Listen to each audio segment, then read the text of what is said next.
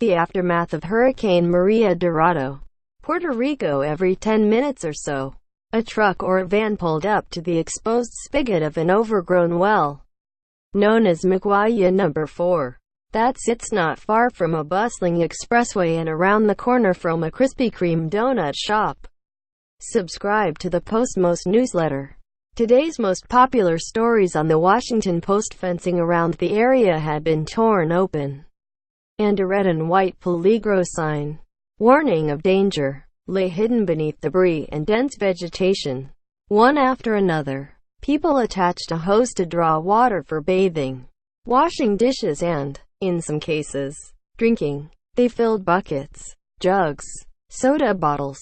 What many didn't realize is that the well is one of nearly a dozen that are part of the Dorado groundwater contamination Superfund site designated last year by the Environmental Protection Agency as among the nation's most toxic sites. A man draws water from a well in Puerto Rico that is part of a Superfund site.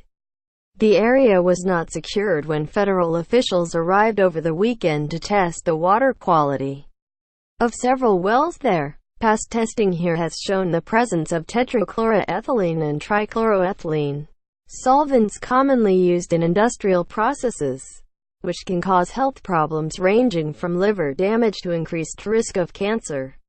The EPA has yet to identify the cause of groundwater contamination in the wells, and local water systems no longer draw from them. But the aftermath of Hurricane Maria has brought desperation in many forms. In this corner of the island, many residents still have no reliable source of water and search for access wherever they can.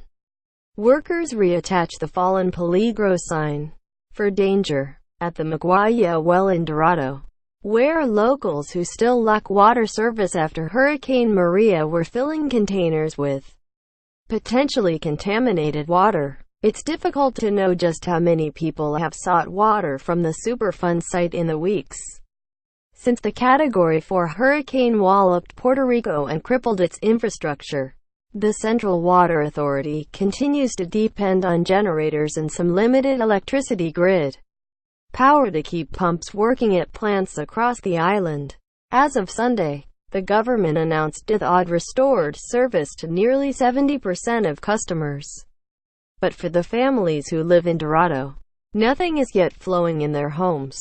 In a single hour on Saturday, more than 4 families arrived at the unsecured Maguaya well to draw water. None was aware of the potential dangers. Several assumed the well was part of the supertubo that carries water to Greater San Juan, roughly 20 miles to the east. In the late morning, EPA officials arrived on the scene just as a man and 2 children were topping off a 50-gallon container on the back of his pickup. Andres, who declined to give his last name, said he had been using the water for bathing and had no idea it might be contaminated. The dozen officials, armed with kits, gloves and other materials to conduct tests, hastily reassembled the broken chain-link fence near the spigot and restored the danger sign. Recent local testing showed that contamination levels were below legal thresholds, but EPA spokesman Elias Rodriguez said the agency remains concerned about any residents drinking from wells that are part of the site. Officials said Sunday that data gathered in 2015 showed some wells were contaminated exceeding standards for volatile organic chemicals while others met drinking water standards. The entire area was included in the Superfund site boundaries as a precautionary measure because groundwater contamination can move over time, the EPA said. An agency statement said that the results of the bacteria portion of its testing should be available by midweek and that its chemical analysis should be completed by the end of next week. Residents unwittingly drawing water from a Superfund site is merely one example of Puerto Rico's dire lack of clean, reliable water. Government officials have said it could be months before power is fully restored across the island, which means that it could take nearly as long to get water flowing to all residents in need. National Guard troops and aid workers only recently began reaching the most far-flung communities. with bottled water and water trucks. The massive disruptions have forced residents to forego the basics of modern plumbing and resort to any means available to fill containers. Along Highway 10, which cuts a jagged north-south route through the center of Puerto Rico, vehicles frequently line the road shoulders as drivers search for spring water flowing from craggy mountainsides. In the mountainous municipality of Camarillo, flooding from the hurricane left residents cut off from the central government and outside aid. So locals used plastic pipes to install a crude system to reroute spring water to a clearing where, one by one, people could shower. Elsewhere, residents have slogged regularly to creeks to fetch water and to bathe. EPA officials prepare to test water from a well located on the Dorado Superfund site. Locals have been drawing water from a well there for weeks, not knowing it could be contaminated. With the lack of reliable water has come increasing fear of disease.